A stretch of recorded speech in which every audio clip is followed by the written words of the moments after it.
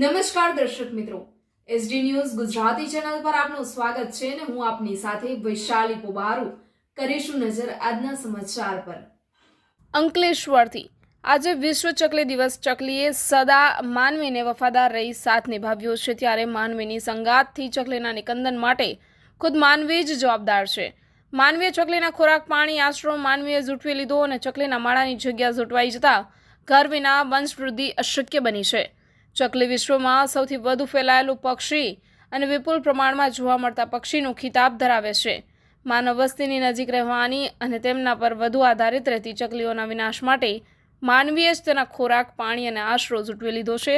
આપણે જે મોડર્ન લાઈફસ્ટાઈલમાં જીવી રહ્યા છે તેણે વાસ્તવમાં આપણને પ્રકૃતિથી વેગળા કરી નાખતા તેની વરવી અસરો આપણી સાથે જોડાયેલા પશુ પક્ષીઓ અને કુદરતના અન્ય તત્વો પર પડી છે। ચકલી કદમાં નાનકડું પક્ષી છે, પણ વિશ્વભરમાં ફેલાયેલું છે। આ નાનકડું પારેવડું લુપ્ત થઈ જતા ચકલીઓના વિનાશ માટેના ઘણા કારણો છે।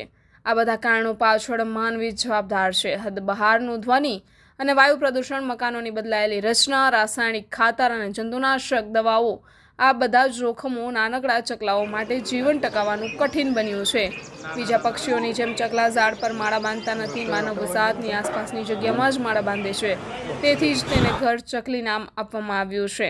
આપણી ઝડપથી બદલાતી જતી લાઈફસ્ટાઈલને કારણે ચકલાઓને તેમના જીવનના દરેક તબક્કે આહાર, આશ્રય અને સલામતી મેળવવાનું ખૂબ ઓછું થઈ ગયું છે। તેના અસ્તિત્વ પર ખતરો ઊભો થયો છે। આજે વિશ્વ ચકલી દિનની ઉજવણી કરવામાં આવી, પરંતુ આપણી આસપાસ રહેતી અને ઘરની શોભા વધારતી ચકલીને બચાવવામાં નિષ્ફળ નીવડ્યા છીએ। ત્યારે આ નાનકડા પક્ષીના શોરબકોરને ફરી જીવંત કરવાના પ્રયત્નો હાથ ધરાય તે જરૂરી છે। Reporter Jayesh Prajapati, SD news Gujarati, Ankleshwar. નમસ્કાર, હું વન વિભાગ અંકલેશ્વરમાંથી ભાવેશ મોપ, ફોરેસ્ટર અંકલેશ્વર। આજે આપણે જોઈએ તો વિશ્વ ચકલી દિવસ 20 માર્ચ આપણે શા માટે ઉજવવો પડે છે, એનું મુખ્ય કારણ આપણે જોઈએ તો ચકલી અત્યારે લુપ્ત થઈ રહી છે। શેના કારણે લુપ્ત થઈ રહી છે તો આપણે જોઈએ તો શહેરી વિસ્તારમાં તો સાવ લુપ્ત થઈ છે મોટા પ્રમાણમાં। ગ્રામ્ય વિસ્તારમાં હજી તેમનું વર્ચસ્વ થોડું ઘણું રહ્યું છે। તો આપણે જોઈએ તો જે શહેરી વિસ્તારમાં જે કોન્ક્રીટના જે જંગલો બન્યા છે, જે પાકા મકાનો બન્યા છે, એના કારણે જે તાપમાનમાં વધારો થયો છે, તો એ તાપમાનના વધારાના કારણે ચકલીઓનો મૃત્યુદર વધી ગયો છે અને એના કારણે લુપ્ત થઈ છે।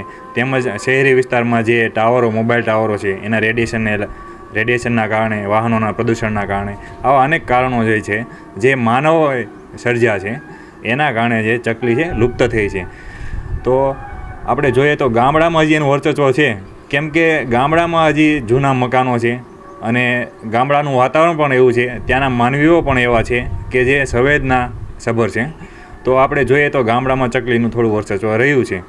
તો આપણે જોઈએ તો આપણે ચકલીને સંરક્ષણ માટે શું કરવું જોઈએ અથવા આપણને શા માટે ઉપયોગી છે, તો ચકલી એ ખૂબ મનુષ્યનું મિત્ર ગણાય। શા માટે તો આપણે જોઈએ તો ચકલી એ માનવ વિસ્તારમાં, માનવ વસ્તીમાં, માનવ સાથે રહેવાવાળી એક પક્ષી છે અને એનું વજન 30 થી 40 ગ્રામ જેટલું હોય છે, પણ એ માનવ સાથે જ રહે છે, જંગલમાં ઓછા પ્રમાણમાં રહે છે। તો ચકલી એક કીટ ભક્ષી છે, જે નાના નાના જીવાણુઓને ખાઈને પોતાનું ભક્ષણ કરીને અને પોતાનું જીવન ગુજારે છે। તો જે માનવને હાનિકારક જે જીવાણુઓ, જે કીટનાશકો છે, એનો ઉપદ્રવ જો ઘટાડતું કોઈ પક્ષી જે હોય તો એ ચકલી છે। તો જો ચકલી લુપ્ત થઈ જાય તો એના કારણે જે આપણને હાનિકારક જીવાણુઓનું પ્રમાણ વધી જાય, તો એના કારણે આપણે જોઈ શકીએ છીએ કે કોરોના જેવા રોગો ઉત્પન્ન થઈ રહ્યા છે। તો આપણે એક માનવી તરીકે આપણે ચકલીનું સંરક્ષણ કરવું જોઈએ। તો તેના માટે શું કરીએ તો આપણે આપણા ઘરની નજીક એવું વાતાવરણ ઊભું કરીએ કે જ્યાં ચકલી માળો બનાવી શકે અને ત્યાં રહી શકે અને એને અનુકૂળ વાતાવરણ ઊભું કરીએ એક માનવી તરીકે। અસ્તુ, જય હિન્દ।